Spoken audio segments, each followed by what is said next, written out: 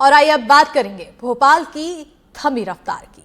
मध्य प्रदेश की राजधानी भोपाल में परिवहन व्यवस्था ठप पड़ चुकी है। बसों की संख्या कम होने के कारण अब यात्री परेशान हो रहे हैं। एक समय पर जहां हर 5 मिनट में स्टॉप पर बसें आया करती थी, अब कई घंटों के इंतजार के बाद पहुंचती है, वो भी ऐसी कि कब जवाब दे जाए किसी को नहीं पता। इस रिपोर्ट में देखिए राजधानी के परिवहन व्यवस्था की क्या है सच्चाई।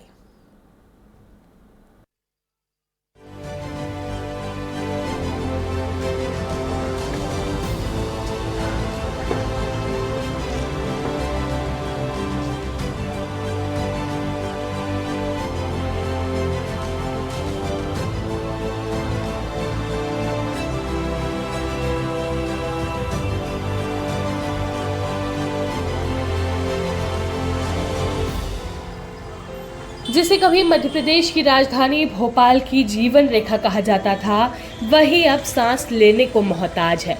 BCLL की लाल बसें कभी लोगों को मंजिल तक पहुंचाती थी, अब खुद की मंजिल ढूंढ रही है, वो भी खचाखच जंग के बक्से में बंद होकर।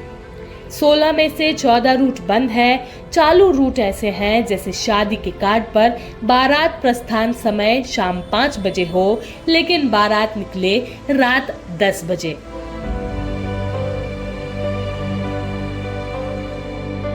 इन रूटों पर बस सेवा बंद है। बस number 306 Shri Narharidas bus stand से एम्स, बस नंबर 304 नीलबढ़ से नादरा बस स्टैंड, बस नंबर 307 ओरिएंटल कॉलेज से गणेश मंदिर, बस नंबर 309 करौन से बरखेड़ा पठानी, बस नंबर SR 8 बैरागढ़ चिचली से कोच फैक्ट्री, बस नंबर TR1 आकृति इको सिटी से चिरायू, बस नंबर 208 कोकता से लेकर लाल घाटी, बस नंबर 115 अयोध्या नगर से गांधी नगर और फिर अयोध्या नगर, बस number SR 1A Bairagarh Chichli से चिरायू नाका आदि रूट शामिल है। शहर की आबादी बढ़ी लेकिन बसें घटी। ये कुछ वैसा हुआ जैसे परिवार में बच्चे बढ़ते जाए और रसोई में आटा घटते जाए।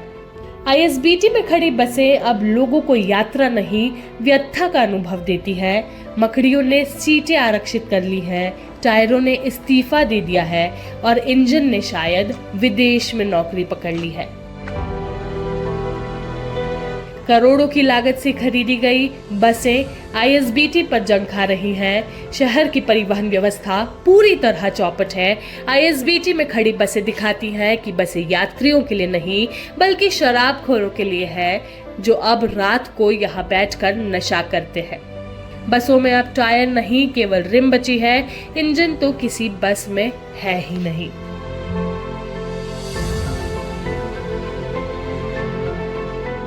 भोपाल का नगर निगम कहे या BCLL इतना ट्रेन हो चुका है कि अब बिना टायर की बसें चलाने लगा है। ये बिल्कुल सही बात है। इस वक्त हम लोग ISBT पर मौजूद है और यहाँ पर जितनी भी बसें खड़ी है उनमें से 90% बसें ऐसी है जिनके टायर पंक्चर पड़े हैं या फिर उनकी गाड़ियों में टायर ही नहीं है। ये जो तस्वीरें आप देख रहे हैं ये ISBT पर खड़ी BCLL की गाड़ी है।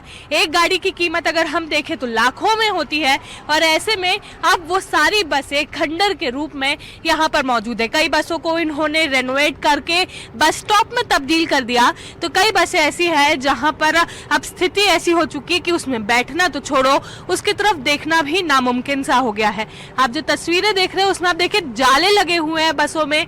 यहाँ पर आपको मकड़ियां चलती हुई नजर आएगी। वो सीटें जहां पर एक समय पर यात्री बैठा करते थे वहां पर अब केवल धूल विराजित है और इसकी ओर किसी भी जिम्मेदार का ध्यान नहीं है। जिम्मेदारों से पूछे तो ये कहते हैं कि हम बिल्कुल इस तरह के काम कर रहे हैं जिसमें लोगों को ये आश्वास किया जा रहा है कि उन्हें नई बसें मिलेंगी, लेकिन जो पुरानी बसें हैं उसके बंद होने का किसी के पास कोई जवाब नहीं। देखिए इन गाड़ियों में से इस तरह की बोतलें निकल रही है, ये ग्लास निकल रहे हैं और ये इससे ये साफ नजर आ रहा है कि ये बसें जो है अब केवल एक नशाखोरी के लिए एक स्थान बन चुका है और जो लोग यहाँ पर पहुँचते हैं उन लोगों के लिए अभी केवल एक ऐसी जगह हो चुकी है जहाँ पर लोग बैठकर अपना टाइम पास कर सके। जो बसों की स्थिति है उसे देखकर आप खुद सोचेंगे कि आखिरकार राजधानी की जो लाइफलाइन है वो किस तरह से ठप हो चुकी है और यात्रियों को कितनी परेशानियों का सामना करना पड़ रहा है। बोर्ड ऑफिस चौराहा, जो कभी शहर के ट्रैफिक का दिल था, अब प्रतीक्षा का शिविर बन गया है। लोग वहां खड़े रहते हैं जैसे परीक्षा का रिजल्ट आने वाला हो, और वो रिजल्ट है कि बस आएगी भी या नहीं।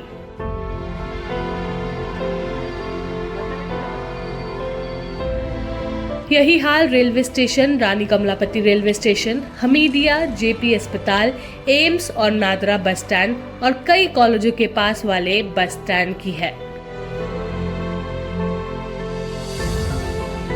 बहुत परेशानी होती है मैम, यहाँ पे तो बहुत देर तक वेट करना पड़ता है। बैरागढ़ या लालघाटी, गांधीनगर जाना होता है हमें, तो बहुत परेशानी होती है यहाँ से। रात में भी 8 बजे बंद हो जाती बसें, तो हम लोग ऑटो चेंज करके जाना पड़ता है। यहाँ से जागीराबाद जाओ, जागीराबाद से फिर मोती मस्जिद जाओ, फिर वहाँ से रॉयल मार्केट जाओ, फिर वहाँ से बस ऑटो मिलते हैं। देखिए बस की हालत देखिए कैसी, पीछे कांच टूटे पड़े हैं, सीट भी नहीं मिल पाती है, ट्रैवल का खर्चा बढ़ गया। अब ऑटो से जाते तो 100 रुपये 200 रुपये लग जाते हैं, हमें रैपिडो बुक करते तो। अब नॉर्मल इंसान की 10,000 सैलरी है तो क्या करेगा फिर बताओ।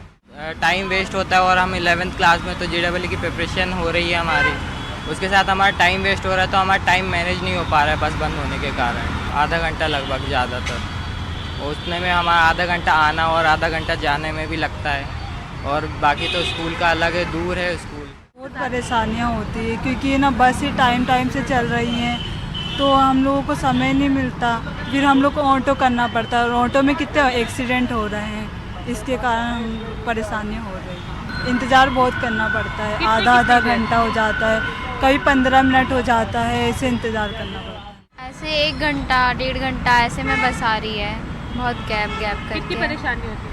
बहुत ज़्यादा, एक घर से 2 घंटे पहले निकलना पड़ता है कहीं भी जाने के लिए। बहुत कम चल रही है, और फिर भरी भी बहुत रहती है, तो अच्छे से आना जाना नहीं हो पा रहा है। यह संकट सिर्फ भोपाल का नहीं, मध्य प्रदेश के 4 प्रमुख शहरों में भी पब्लिक ट्रांसपोर्ट पब्लिक का साथ छोड़ चुका है। भोपाल की 25 लाख की आबादी पर 100 बसें, यानी 25,000 यात्रियों पर महज एक बस। ग्वालियर में 8,571 लोगों पर एक बस। जबलपुर में 21,000 लोग एक बस के इंतजार में बूढ़े हो रहे हैं। इंदौर में एक सिटी लिंक बस पर 51,000 की आबादी का बोझ है। डबल डेकर और इलेक्ट्रॉनिक बसों को मिला लिया जाए तो कुल 600 बसें दौड़ रही हैं। 214 बसें महीनों से बंद है। शहर की पब्लिक ट्रांसपोर्ट को पटरी पर लाने के लिए साल 2013 में सरकार ने भोपाल सिटी लिंक लिमिटेड की 368 लो फ्लोर बसें 25 रूटों पर शुरू की थीं। इन बसों का संचालन BCLL प्राइवेट ऑपरेटरों के जरिए करवाता है। इन बसों से 1.25 लाख यात्री रोज सफर करते थे, लेकिन धीरे धीरे बसों की संख्या कम होती गई। वर्तमान में 4 रूट पर सिर्फ 40 बसें चल रही हैं। अगस्त के बाद यह आधी से भी कम हो जाएंगी, क्योंकि ऑपरेटरों के अनुबंध खत्म हो रहे हैं, तो कुछ की हालत बेहद खस्ता हो चुकी है। बस चालकों का कहना है कि ऑपरेटरों की जिम्मेदारी है, वे इसका ख्याल नहीं रख रहे हैं। कुछ गाड़ियों में थोड़ा बहुत काम निकलता है, रोड पे चलती है तो काम निकलता है, पंचर होती है या वो थोड़ा बहुत काम तो निकलता है, ये रहता है। गाड़ी थोड़ी बहुत कम होने के कारण परेशानी होती है, वो तो बहुत परेशानी में है। और ऑपरेटरों ने गाड़ियाँ खड़ी कर दी हैं, तो इस कारण जो है गाड़ियाँ नहीं चल रही हैं। बाकी हमारे यहाँ से तो गाड़ियाँ चल रही हैं। अब वो और भी ऑपरेटर है ना, ऑपरेटर अलग अलग होने की वजह क्या है, रूट अलग अलग होने के कारण ये है वजह। अब हमारे यहाँ से तो अभी दो रूट चल रहे हैं। बसों की स्थिति ऐसी हो चुकी है जैसे वेंटिलेटर पर मरीज। डॉक्टर कहते हैं सब अंडर कंट्रोल है, लेकिन वेंटिलेटर लगते ही स्थिति सबके सामने होती है। बसों को अब केवल रिम का सहारा है, क्योंकि टायरों में लगे रबर तो अब गल चुके हैं। कई गाड़ियों में इंजन नहीं, कांच नहीं। बसों का रख रखाव करने वाला मैकेनिक कह रहा है कि अगर इलाज ठीक ढंग से किया जाए तो बसें फिर सांस लेने लगेंगी। इनकी हालत यही है कि खराब पड़ी है, टायर नहीं है किसी में है ना, काम होना है, इंजन का काम है, इस वजह से नहीं चल सकती है। अगर है ना काम हो जाए, टायर डल जाए तो रोड पे चलने लगेंगे। इंजन में ये कंडीशन है कि आल डल है, वो डल है, बाल माल ये काम होगा। इसी वजह से है कि काम नहीं हो रहा है, चल लिया है ये वजह। ISBT और BCLL डिपो दोनों मिलाकर कब्रिस्तान जैसे हो चुके हैं। फर्क बस इतना है कि यहाँ शव नहीं, बसें दफन है। जिन पर जिम्मा है वो जवाब नहीं दे रहे हैं। सैकड़ों बसें ऐसी ही डिपो की शोभा बढ़ा रही है। अगर ये बसें सड़कों पर चलती तो शायद शहर की शोभा बढ़ाती। एक तस्वीर हमने आपको दिखाई थी आईएसबीटी की, किस तरह से बीसीएलएल की बसें वहां पर जंग खा रही थी। आज हम आपको दूसरी तस्वीर दिखा रहे हैं बीसीएलएल के बस डिपो की, जहां पर करीब 50 से 60 बसें खड़ी है, लेकिन उनकी स्थिति किस तरह की है। कुछ बसों की अगर सर्विसिंग हो रही है तो बाकी बसें यहाँ पर धूल खा रही है। कहने के लिए अगर यहाँ यही बसों को ठीक करके लोगों के लिए चलाया जाए तो परिवहन व्यवस्था एक बार फिर सुधर सकती है। अगर अक्टूबर के महीने तक का इंतजार हो रहा है तो उसके पहले भी लोगों को सुगम परिवहन की व्यवस्था मिल सकती है। लेकिन यहाँ पर सुगम की बात तो छोड़िए, धूल खाती बसें ये दिखा रही है कि अब बिना टायरों की बसें भी सड़कों पर चलने के लिए तैयार है। किस तरह से परिवहन विभाग की फजीहत उड़ रही है उससे किसी को फर्क नहीं पड़ता। मंत्री से बात करने की कोशिश की जाए तो मंत्री कहते हैं हम प्रवास पर है, लेकिन आम जन की जो सुविधा उन्हें प्रदान की जा रही थी उसकी स्थिति इस वक्त किस तरह की है, वो सच्चाई आप एनडीटीवी की तस्वीरों में इस वक्त आप देख रहे हैं। देखिए जितनी बसें आपको खड़ी हुई नजर आएंगी, अधिकतम बसों में या तो कांच नहीं है या उन बसों के टायर नहीं है, और कई बसों से तो उनके इंजन तक गायब है। कोई बड़ी बात नहीं कि जो चोर होते हैं वो इनमें से इंजन भी निकाल कर अपने दिन की दिहाड़ी काट ली हो, लेकिन यहाँ की जो स्थिति है वो देखनी बेहद दयनीय है। आम जनता जो बस के स्टॉप्स पर खड़े होकर डेढ़ घंटे तक इंतजार करते हैं इस आस में कि बस आएगी और वो उसमें आरामदायक सफर कर पाएंगे, उनका ये सपना अब केवल एक सपने जैसा ही लग रहा है। बसों की स्थिति बदहाल होने के पीछे एक बड़ा कारण कंपनी के नाखुश कर्मचारी है।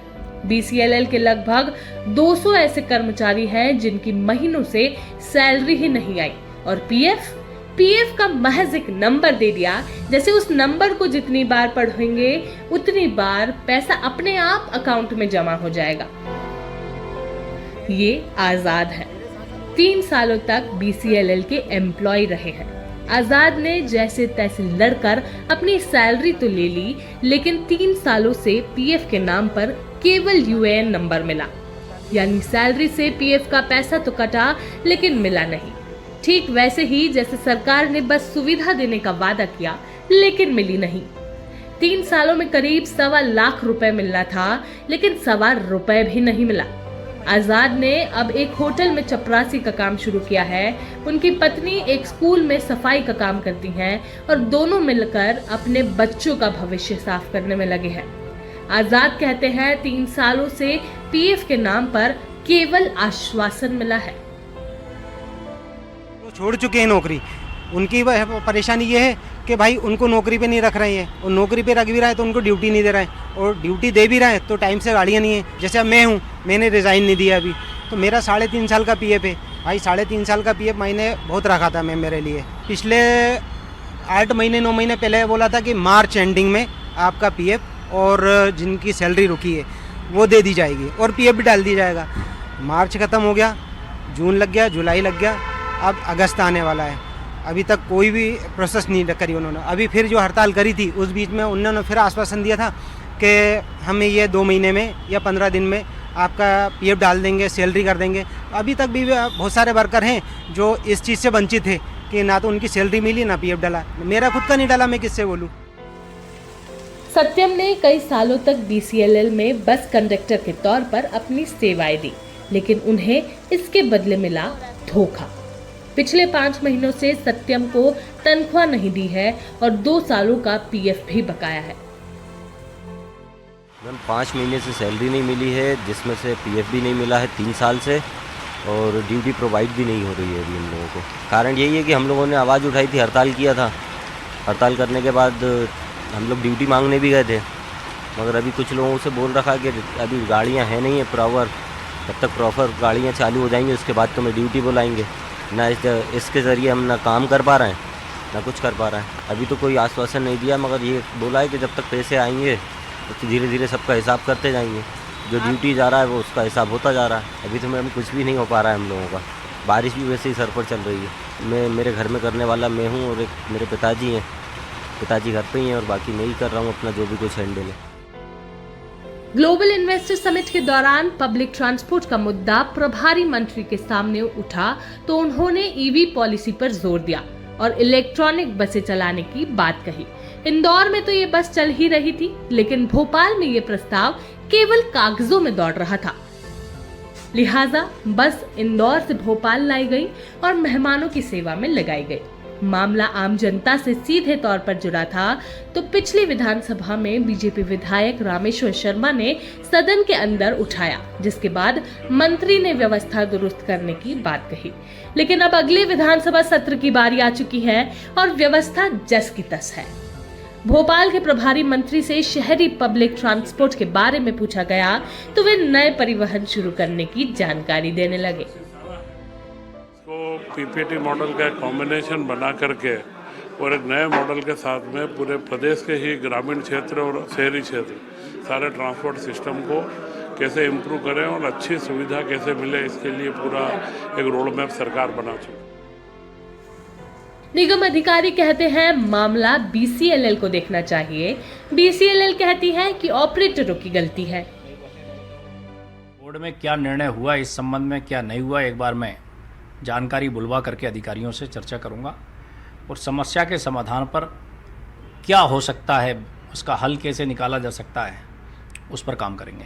टिकट एजेंसियों के बीच कोई फाइनलाइज ना होना, टेंडर अपलोड किए गए हैं, बार बार टेंडर हो रहे हैं, पर टेंडर में कोई पार्टिसिपेट नहीं करने के कारण ये स्थिति बनी है। और लगातार हम सब इस बात के लिए प्रयासरत हैं कि कोई भी एजेंसी शीघ्र तैयार हो जाए, आ जाए टेंडर में, जिससे कि बसों का संचालन व्यवस्थित हो सके। भोपाल में 367 बसें पहले भोपाल की सड़कों पर दौड़ती थी। आज की तारीख में 40 से 50 बसें शहर की सड़कों पर दौड़ रही हैं। आने वाले समय में अभी जो बसें चल रही हैं वो शायद नहीं चल पाएँ। हम सिर्फ सीएनजी बसों पर निर्भर हैं। सितंबर अक्टूबर माह के अंदर जब सीएनजी बसें हमारी 100 बसें भोपाल के अंदर आएंगी तो शहर के अंदर दौड़ेंगी, वो भोपाल के अंदर सेवाएं देंगी। लेकिन निश्चित तौर पर हम लोग भी ऑपरेटरों को भरोसे में हमने ऑपरेटरों को दिया। ऑपरेटरों की कंडक्टर होते हैं, ऑपरेटर के ड्राइवर होते हैं, उन्हीं को उसका पेमेंट देना होता है। नगर निगम या बीसीएलएल को उसका पेमेंट नहीं करना पड़ता है। ये उनको सोचना चाहिए कि पेमेंट उनको देना चाहिए। तो ये थी भोपाल की लाल बसें, जो कभी शहर की धड़कनें थी, अब कबाड़ की पहचान बन चुकी है। सरकार को समय चाहिए, जनता को सवारी चाहिए और सिस्टम को बस बहाने। भोपाल की लाल बसें जो एक समय पर सिटी ट्रांसपोर्ट के लिए लाइफलाइन का काम करती थी, अब खुद बंद होने की कगार पर आ चुकी है। एक समय पर जहां 366 बसें सड़कों पर दौड़ती हुई नजर आती थी, अब केवल 50 बसें हैं जो लोगों को सुविधा प्रदान कर रही है, और वो भी वेंटिलेटर पर। कब बंद हो जाए किसी को नहीं पता। अधिकारी हो, मंत्री हो या फिर बस ऑपरेटर, सभी अब केवल अक्टूबर का इंतजार कर रहे हैं, क्योंकि आश्वासन फिर मिला है कि अक्टूबर में इलेक्ट्रिक बसें आएगी, जिसके चलते फिर लोगों को सिटी परिवहन के लिए गाड़ियां प्रदान होगी। लेकिन अक्टूबर के महीने में अभी महीनों का समय है, और ऐसे में उस दौरान तक आम जन की फजीहत हो रही है तो होने दे। हमारे पास तो हमारी गाड़ियां हैं, आम जन अपना खुद देख लेंगे। कैमरामैन रिजवान खान के साथ निहारिका शर्मा, एनडीटीवी भोपाल।